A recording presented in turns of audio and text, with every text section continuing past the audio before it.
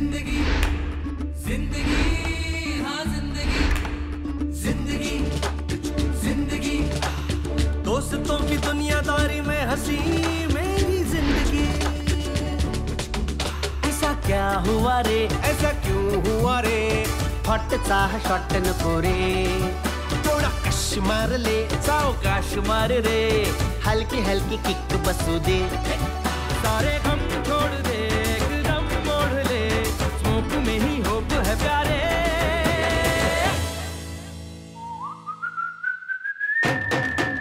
मैं जिंदगी का साथ निभाता चला गया हर फिक्र को धुएं में उड़ाता चला गया। मैं जिंदगी का साथ निभाता चला गया हर फिक्र को धुएं में उड़ा। जिंदगी जिंदगी दोस्तों की दुनियादारी में हंसी मेरी जिंदगी। साला ही गँगच वेगळी होती, कट्टा गँग, सगळ्यांची आपली ओळख झाली। हा अश्क्या हा कोणाचाच नव्हता तरी गँगचा होता। हे उम्या आणि श्री हे म्हणजे नवविवाहित दाम्पत्यासारखे, कुठेही गेले ना तरी एकत्र। आता राहिले सॉरी आणि नित्या, यांची तर ना दिघ्याने मला एक स्पेशल ओळख करून दिली। सॉरी सॉरी म्हणत म्हणत या जगी हा आला रे बात में है कंफ्यूजन गड़बड़ घोटाला रे 10 का 20 करने में शातिर ये साला रे झोल झोल करुणी तरी ठण ठण गोपाला रे। अरे यारी में सॉरी आए तो गलत है पर अपने सॉरी की तो बात अलग है। ये ढोलर कमीना सोचता कमीना यारी में ढोल छुपा ढोल में ही यारी छुपी है। हाँ। मैं जिंदगी का साथ निभाता चला गया हर फिक्र को धुएं में उड़ाता चला गया। मैं जिंदगी का साथ निभाता चला गया हर फिक्र को धुएं में उड़ा। जिंदगी दिघ्या बरोबर मी पहिली सिगरेट प्यायली। दिघ्या आपला पहिला फ्रेंड आणि त्याचबरोबर मला कळलेलं दिघ्याचं पहिलं प्रेम। चायला लफडी करताना पुढचा मागचा विचार न करणारा हा माणूस प्रेमाच्या लफड्यात मात्र हो जेव्हा पाहिलं हिला ये दिल हिल्ला हिल्ला सारा दिल्ला हिल्ला हुआ रे जल जला।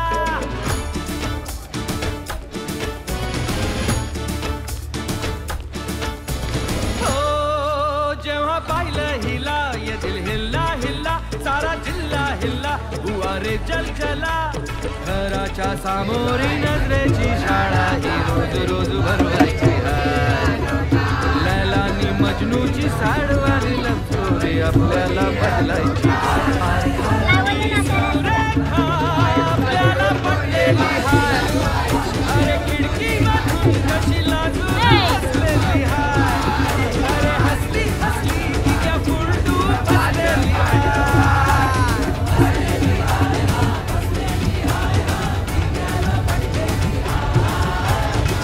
कधी ह्यांचं होऊन गेलो कळलंच नाही। एक वेगळीच दुनिया, एक वेगळीच दुनियादारी। मैं जिंदगी का साथ निभाता चला गया हर फिक्र को धुएं में उड़ाता चला गया। मैं जिंदगी का साथ निभाता चला गया हर फिक्र को धुएं में उड़ा। जिंदगी जिंदगी जिंदगी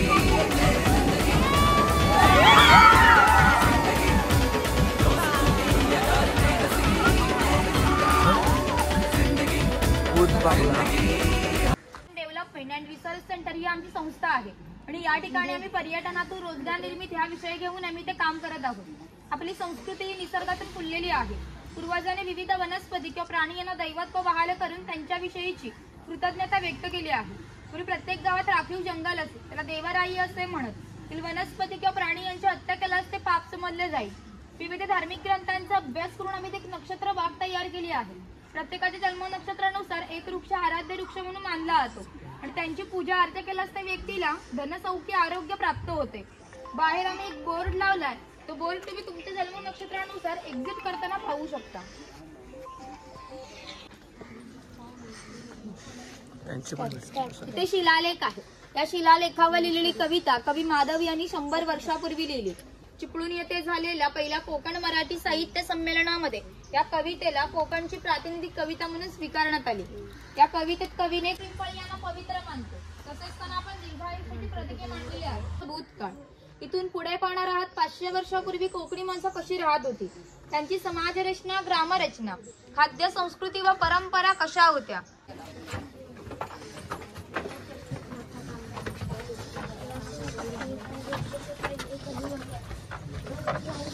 झाड आहे, त्याला जी फळे येतात त्यापासून कोकम सरबत किंवा कोकम आगळ तयार केले जाते. त्या बियांपासून तेल तयार केले जाते. त्या तेलाचा उपयोग कैलाजीवनसारख्या क्रीममध्ये केला जातो आणि त्यांच्या फळांच्या सालीपासून आमसूल तयार केले जाते.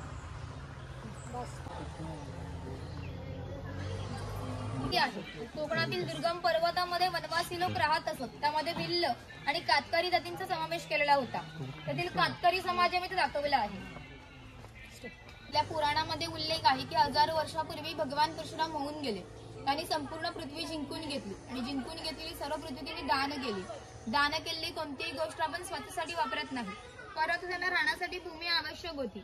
आपण ज्या ठिकाणी उभे आहोत त्या ठिकाणी 1000 वर्षापूर्वी समुद्र होता. त्यांनी त्याशी युद्ध केले. चिरकोळ्याची फळे जंतुनाशक असतात. त्यांचा उपयोग धान्य साठवण्यासाठी करतात. तसेच गरम मसाल्यासारख्या पदार्थामध्ये केला जातो. तिथे माडीवाला दाखवले ताडीमाडी काढणार.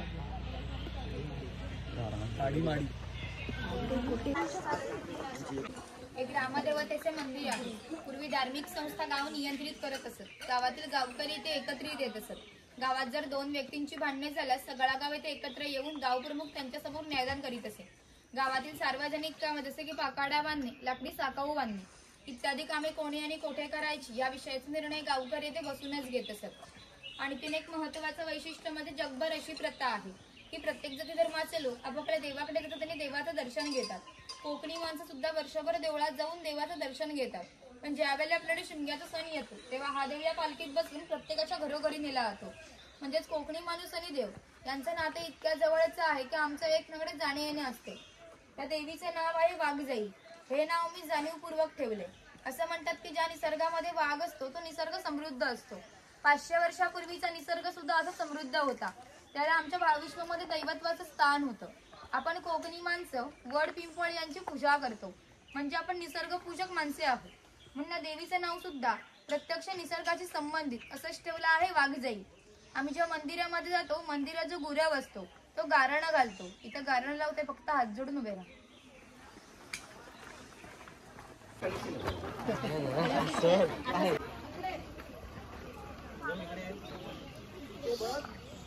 त्याला शिमग्याच्या वेळेस गारणं घातले जाते. तेच पशुबळी सुद्धा दिल्या जातात. इथे वीरगळ आहे. वीर प्राप्ती लोकांचे प्रतीक चिन्ह.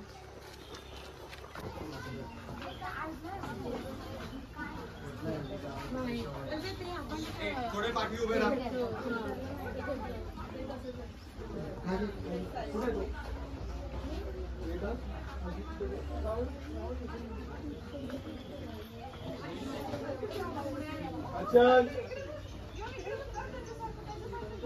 एक खोत आहे. राज्य गावातील थेट प्रतिनिधी म्हणजे सुव्यवस्था सांभाळणे इत्यादी कामे खोतांची असत. ही खोतांची बायको आहे. कोकणी स्त्रिया सुंदरही होत्या आणि शूरही होत्या, परंतु त्यांना स्वातंत्र्य नव्हते. माझघराचा उंबरठा ही त्यांच्यासाठी मर्यादा होती.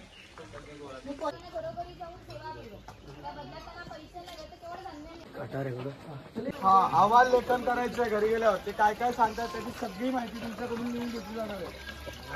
लहान मुलाला पाठीच्या पाण्यावरती खेळताना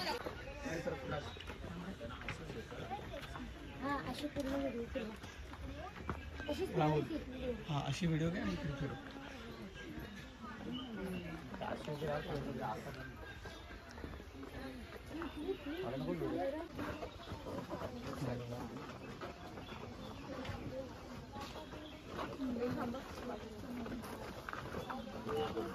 ठेवून त्यावर चिरफळाची फळे पसरत.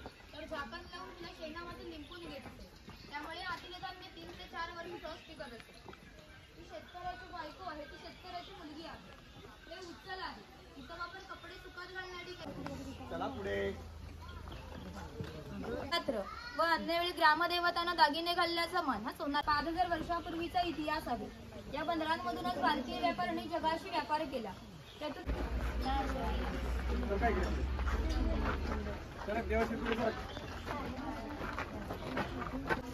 सुतार आहे.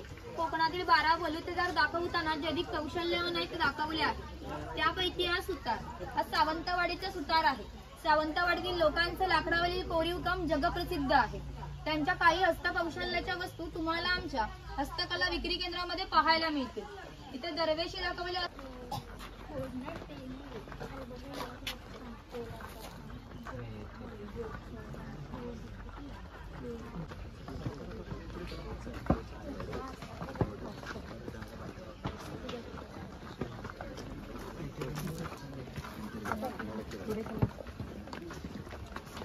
बस बस जास्त वर नका येऊ, इकडे खालीच थांबा. ते स्वयंपाकघर आहे. 8व्या वर्षी तोपर्यंत हा कासारा मुलीला बांगड्या बनवण्याचा कोणताही मोबदला घेत नसतो. ज्या वेळा मुलीचं लग्न होईल त्यावेळा मुलीच्या वडील कासारा लावू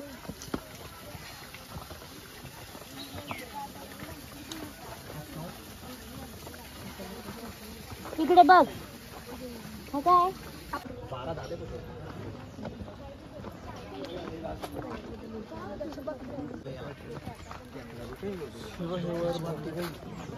वर बांधले.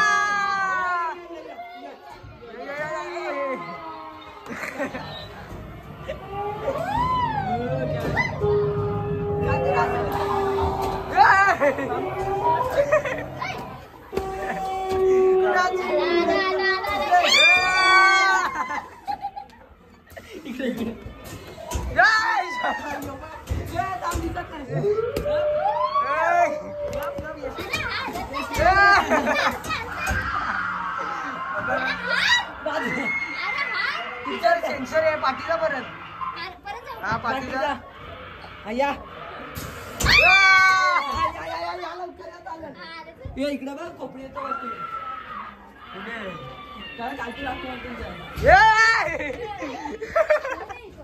कोण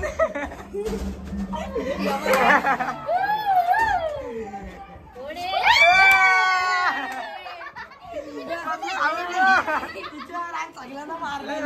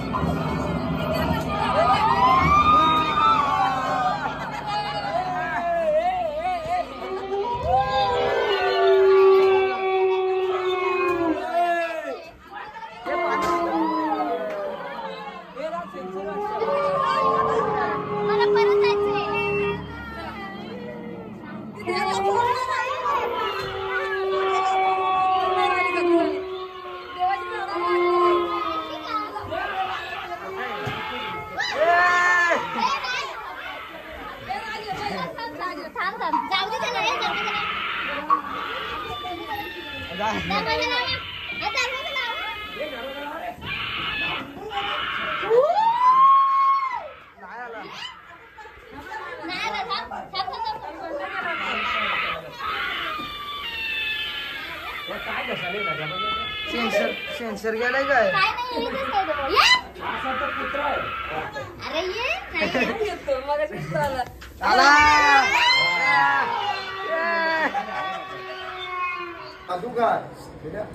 आपका नाम बोलो, आपका नाम बोलो. हाँ पुढं बघून बोल बेटा, मोठ्याला सांग. पूर्ण नाव सांग. हा ठीक आहे. मला बोल जादूगार. बोल जादूगार. पुढं बघून बोल बेटा, मोठ्याला सांग. रे तुझ्या मुलगी आहे का लाजा लागला? बोल जादूगार. पान गायब कर, हिची नोट कर. यानंतर मला कबूतर कर. नाही चेष्टा केलं बेटा. घडी कर, पानाची घडी कर. फोड. हा टाक या लवकर. 1 2 3 4 मार बेटा. मग हात टाकून पान आहे का नोट काढ बाहेर. टाळ्या वाजवा मुलग्या. घालू नको हा बेटा. काका खरोखरची नोट केला असता तर इथं शो केला नसता बाबा. चाला तिचे नोट बघ चाला वाजवा मुलग्या. चाला घ्या ऐकायलाय. ये मॅचिंग बघा. आंखो की नजर बघ. बॉल वर टाकलं खाली येतो, खाली टाकलं वर. असं टाकलो इथं उभा राहील मी नाही. कोणी पण सर ताई बॉल असं धरा, कोणी पण या असं बॉल धरा. असं टाळ्या वाजवा दादा सगळ्या. काय नाव बोललं तुझं? असं त्याच्यावर खूप मार मार. असं ना बोलो खूप बापू नाही बाबा. बोलो बेटा. माझ्याकडे रुमाल आहे. ही रुमाल मी सलमान खानच्या लग्नात घेतलो. कुठं तुम्हाला झाला ना लगेच सलमान खानचा बॉल येत आहे. हा यावर बेटा याला असं धर बाल. असं समोर हात बघा सर. हात खाली आहे. आता कोण येणार बेटा? बाबा कोण येणार बघा. टाळ्या वाजवा दादा तुझं नाव बेटा? राज. राज याद का आहे का बघ. राज क्या है आज? क्या क्या सर ताई पिशवी खाली. इथं उलट भाग आहे, इथं सरळ भाग. बेटा याला असं धर बाल. इथं समोर आणता असा थोडं धर बाल. 1 2 3 हा गेला बेटा. बॉल आहे का गेला? सोड सोड. कुठं आहे दादा बॉल? किशात घालू नको बेटा. अरे येत असं ना. 1 2 3 बंद कर. ते दादाकडे असं. दादा तोंड उघड. टाळ्या वाजवा.